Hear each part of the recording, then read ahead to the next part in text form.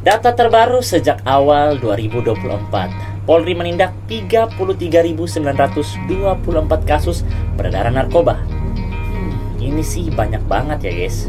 Pada September 2024, jumlah kasus kejahatan dan peredaran narkoba yang ditangani Polri sebesar 18,86% dari jumlah total penanganan kasus kejahatan dan peredaran narkoba di 2024.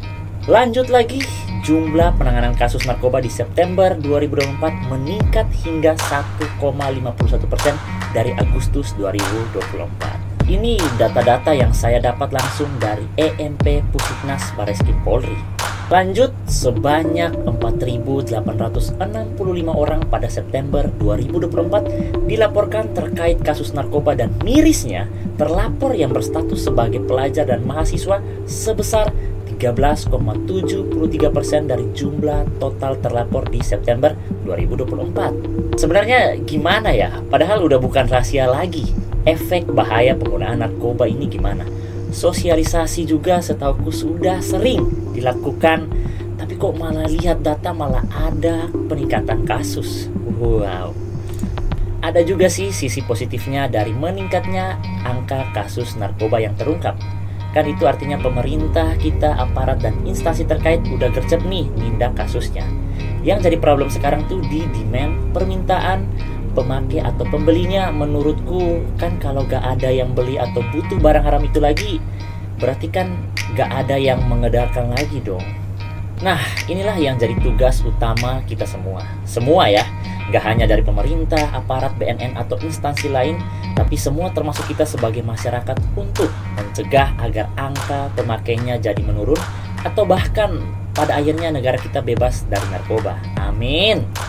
Kalau dari pemerintah sendiri sih udah sering kita lihat ya kampanye anti narkoba disebar di mana-mana, di digital maupun non-digital. Aturan hukum kita juga jelas mengenai barang ini. Aparat juga gercep, razia, dan melakukan sosialisasi bahaya narkoba. Bahkan data orang yang rehabilitas juga naik, yang artinya orang-orang juga pengen sembuh dari narkoba. Jadi sebenarnya langkah-langkah kita atasi narkoba ini udah cukup bagus menurutku. Tugas kita ya jangan sampai ada lagi pemakai baru. Jadi dari segi pencegahan, penyelundupan diperketat, rehabilitasi diperbagus, penindakan digas terus, bandar-bandar disikat habis, pemakainya berkurang, dan kita sebagai masyarakat jaga orang-orang terdekat kita.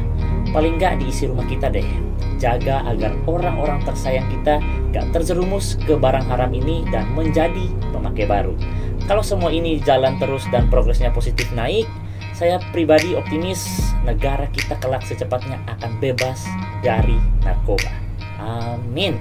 Terakhir, untuk pemerintah, aparat penegak hukum, BNN, dan instansi terkait, hormat saya setinggi-tingginya karena terus menjaga dan mencegah generasi muda bangsa ini untuk tidak terjerumus dalam bahaya narkoba.